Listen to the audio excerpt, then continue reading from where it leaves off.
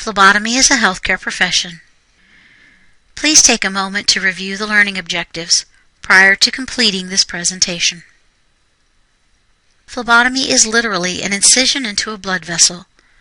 Before the advent of modern medicine, many patients were bled to, quote, balance the humors, end quote.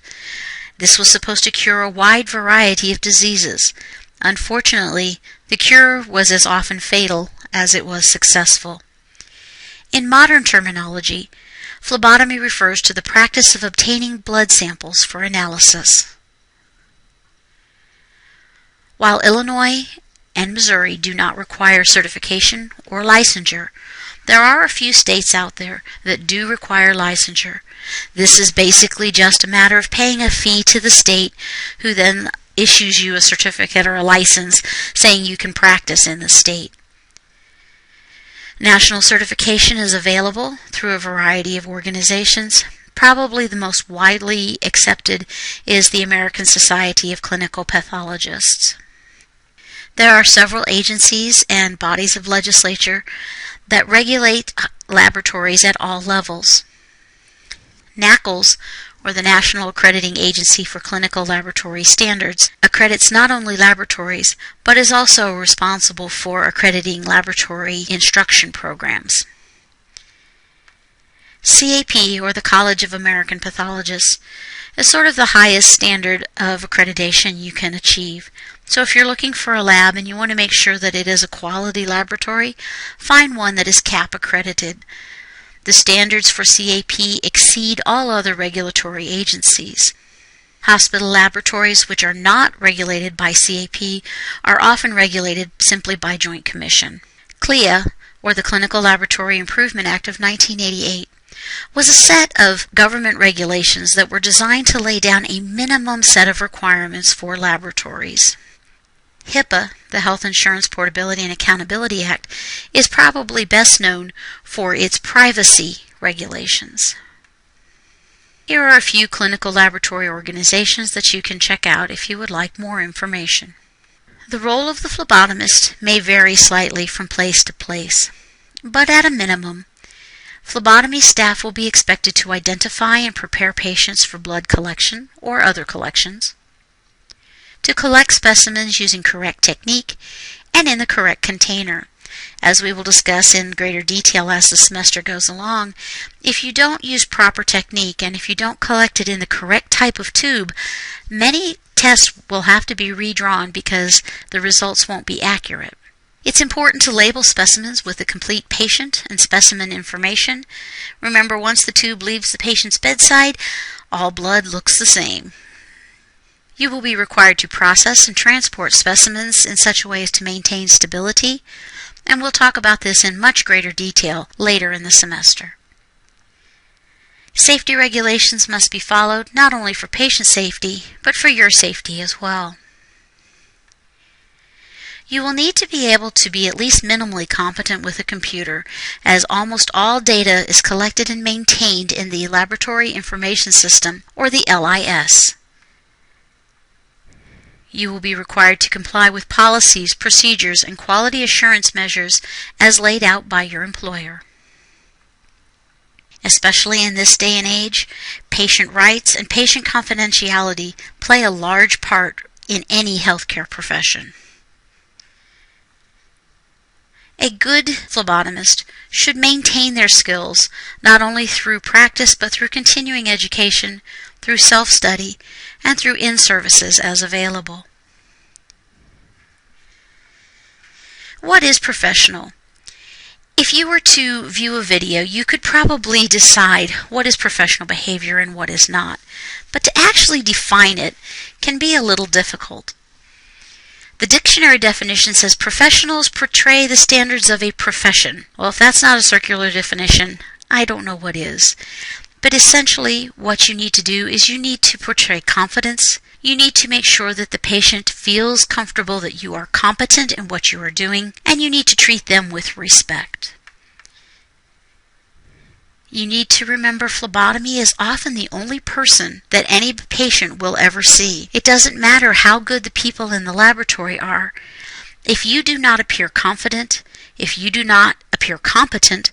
If you are rude or unpleasant, patients are not only not going to return, but they are certainly going to tell all of their friends and family not to go to that lab either. It's vital to remember that quality diagnosis, that quality specimen results depend upon a quality of collected specimen.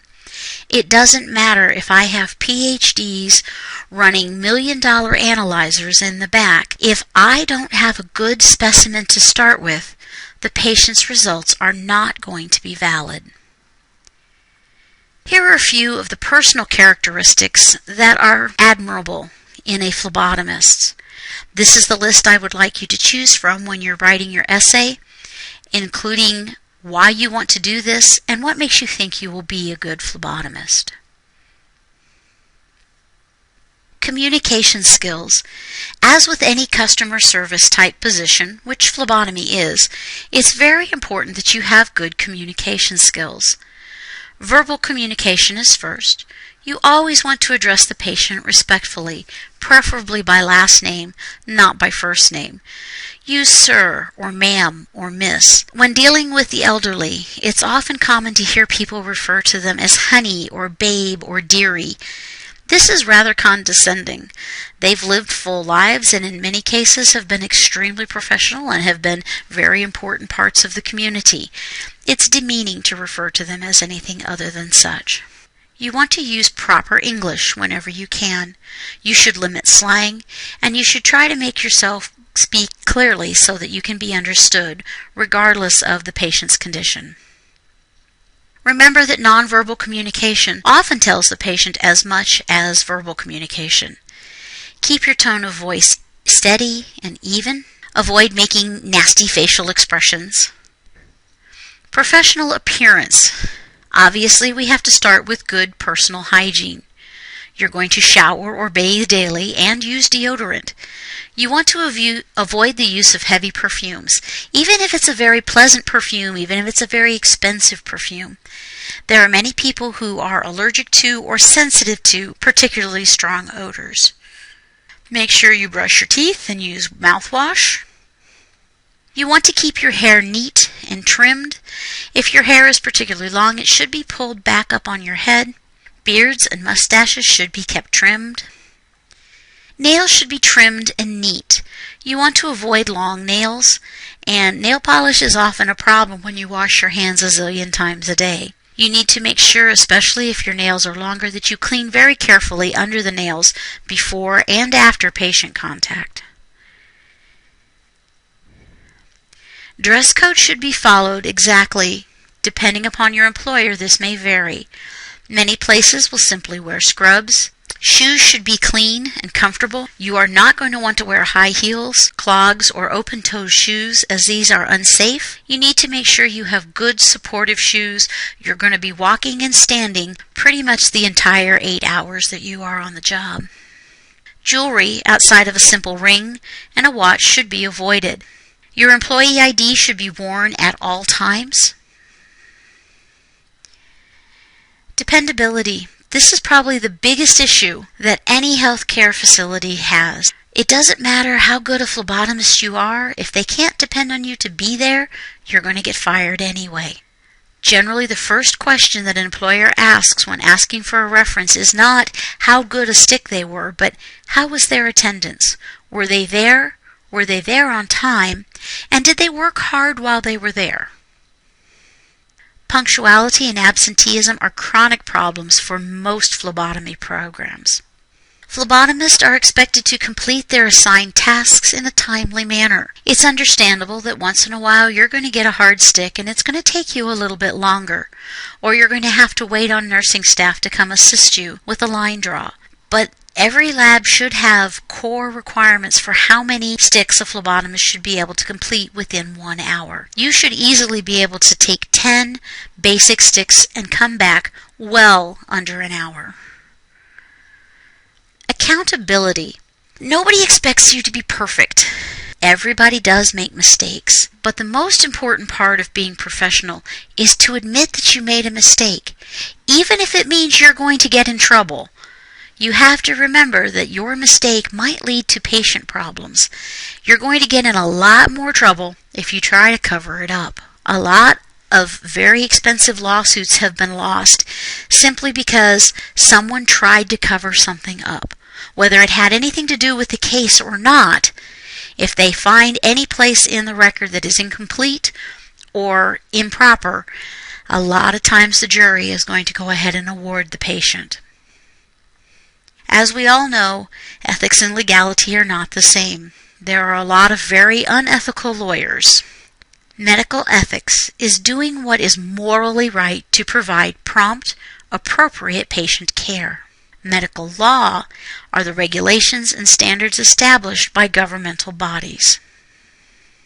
The Patient's Bill of Rights was developed by the American Hospital Association to clarify both the provider and the patient's expectations of medical care.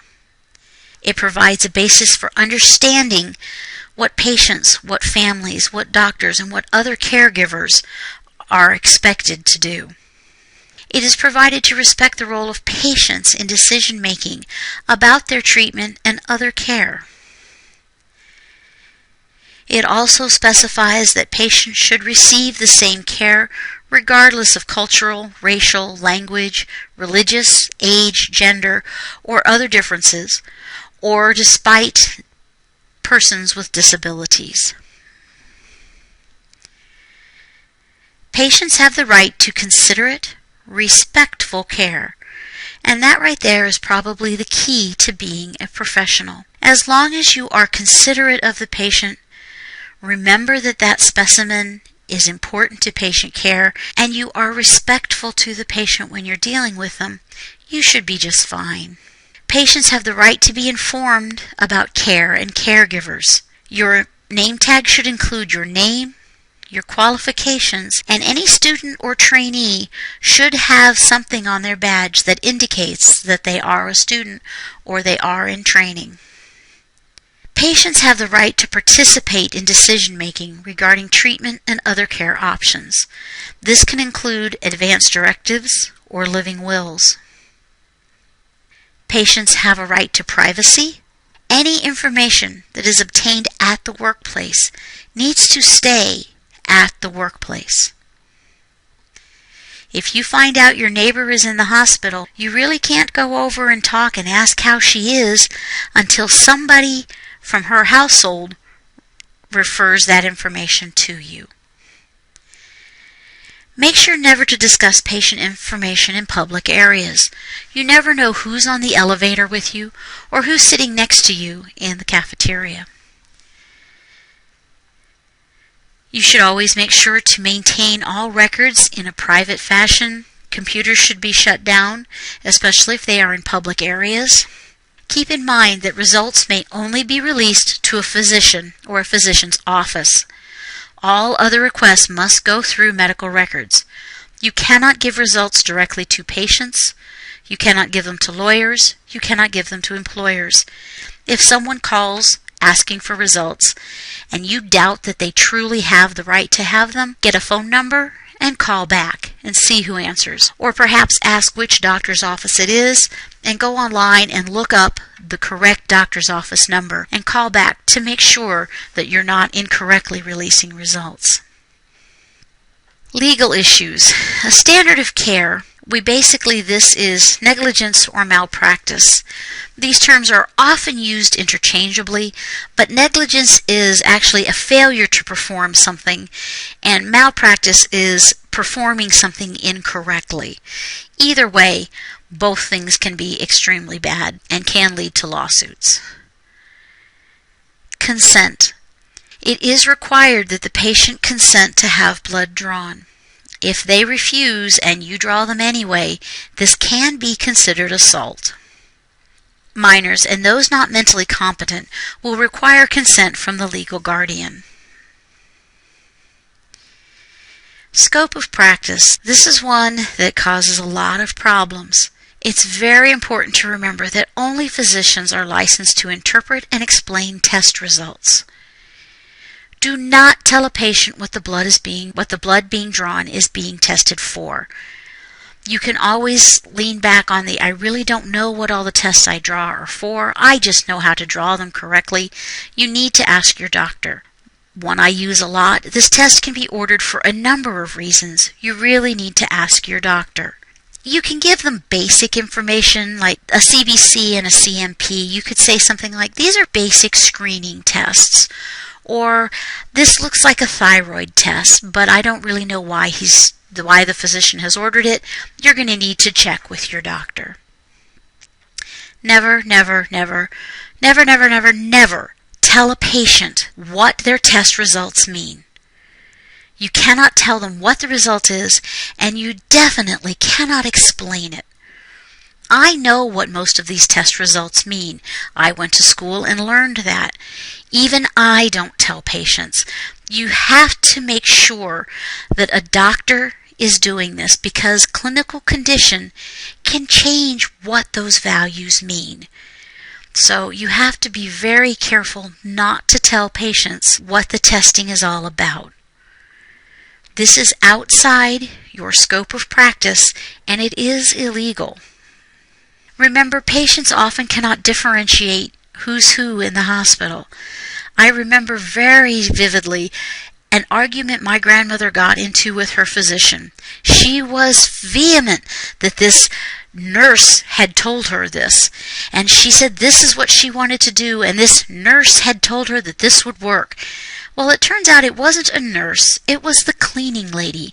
But because everyone wore scrubs, my grandmother was unable to tell who was whom. Always remember, every tube of blood, every specimen, is a person who deserves the best care possible. If that were your mother or brother, or somebody you really liked, there to be cared for, what kind of care would you want them to get? And make sure that every patient gets that same standard of care.